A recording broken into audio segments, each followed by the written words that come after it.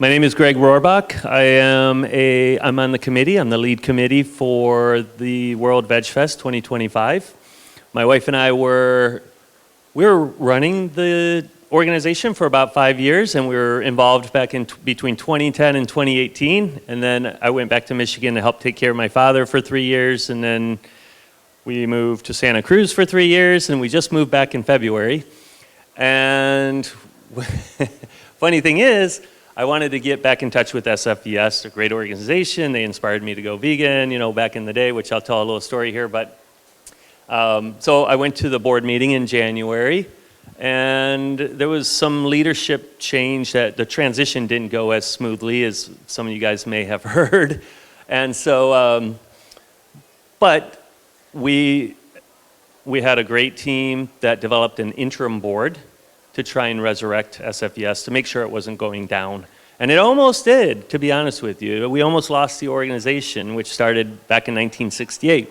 So at that meeting, we kind of went around, all the members that showed up, George was there and some other people here, and everybody expressed one thing that they really would like to see this year, because SFVS said, okay, we gotta just reorganize and try and get our finances back in order. And so we're gonna kind of do less activities, outreach activities, and maybe not even a festival. Well, there was enough of us that said, no, we love the festival, you gotta have one, even if it's small, okay?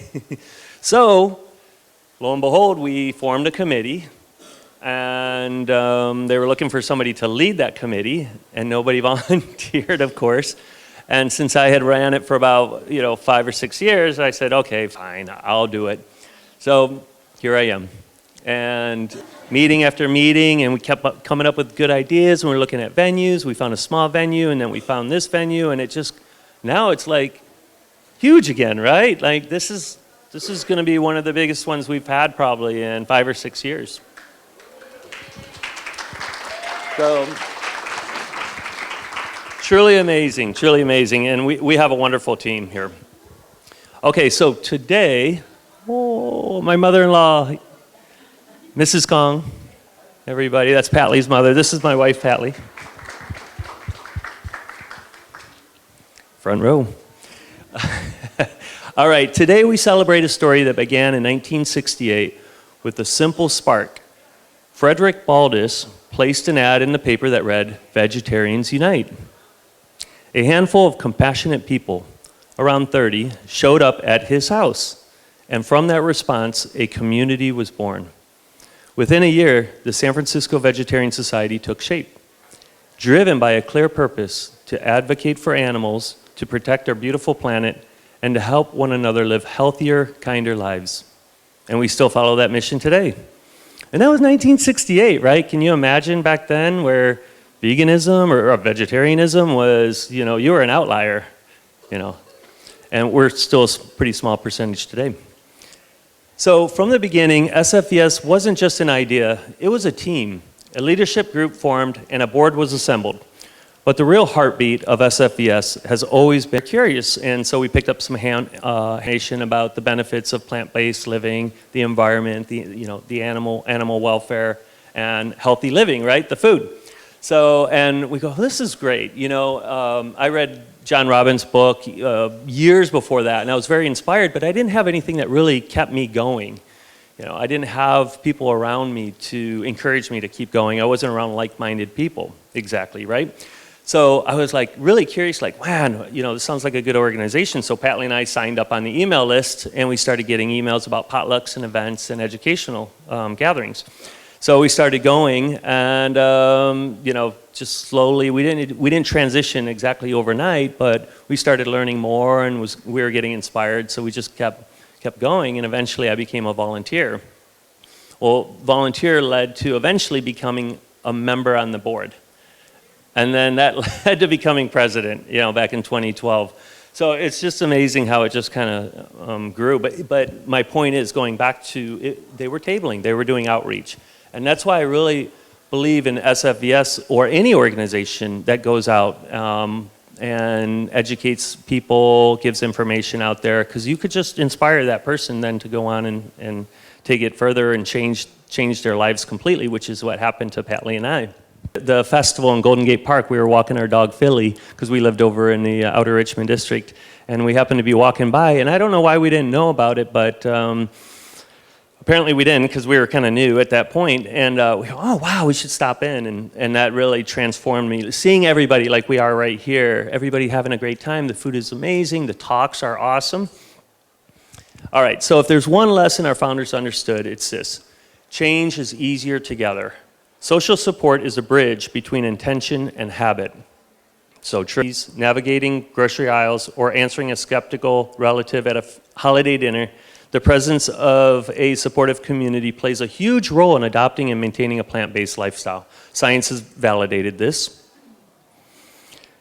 All right, it's often said that new vegetarians and vegans often go back to eating more of an animal-based diet if they don't have a support system around them.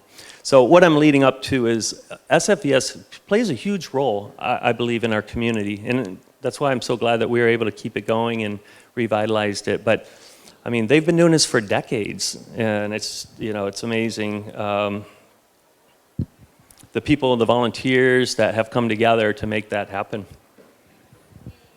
All right, thank you, thank you.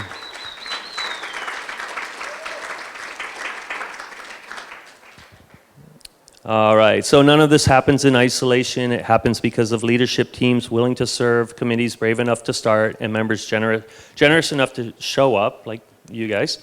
The current SFVS board and VegFest committee is a testament to that. I tell you, just like I led up to, there was leadership issues in the beginning, and Rachel Bordoli took over as the interim president, and she's totally changed. I mean, she has made very positive changes. We have a positive balance now. If you're on the meetup, San Francisco vegan meetup group, you'll see that there's events almost every week now. There's always something going on. That's amazing. I have people coming up, you know, saying, wow, SFVS is doing so much right now. So it's really good. It was a tough transition for her and the team, but they did it. They took on that challenge. Okay. So we talked about the meetup. There's 600 members in this group. Potlucks, dining out, hikes throughout the city. We just did one up the stairs on Greenwich Stairs, up to the Coit Tower. We started off at the Embarcadero. Yeah, I mean, not everybody did the whole hike. Some people stayed down below, and then we came back down the Filbert steps and met them down. And I also want to give a shout out to Lena Huang. She's also on the board. She's not in this room right now. And if you know her, you know she's like our social media guru. So if you're on social media and you see the post, you've seen her work. She's done an amazing job, and I think a lot of our success we're going to have record number turnout, I think, well, at least in the last 5 or 6 years, and a lot of that we can owe to her for her social media presence, which that's not my thing, so I'm glad that she was there to do that. But so to kind of wrap this up, of course, there are many ways to immerse yourself within this community. Many of our community leaders are here today. The Humane League, Mercy for Animals, In Defense of Animals, PETA, and others. One of the most influential ways you can be impactful is to support these organizations who are very efficient at making change, more efficient than we are, right? We can table and we give out information, but these organizations are the ones that are really taking your money and spending it. They are making change with very little, money. For example, the Humane League, they're here today, and they will be giving a talk in this room later today. They have been named one of the most influential, recognized by the Animal Charity Evaluators, which is ACE, as a top charity for effectiveness in every eligible period since 2012, the year that ACE was founded. The Humane League claims they can positively impact a chicken's life for as little as 33 cents per chicken. That's 3 chickens for $1. Your donations to these organizations go a long way. Robert Cheek, you guys know Robert Cheek, he'll be speaking today as well. He points out in his new book, The Impactful Vegan, which has been one of the most inspirational books that I have read. I highly recommend it if you are interested in learning more about reducing animal suffering. He goes into detail about them and many other ways that you can be very impactful as a vegan. All right.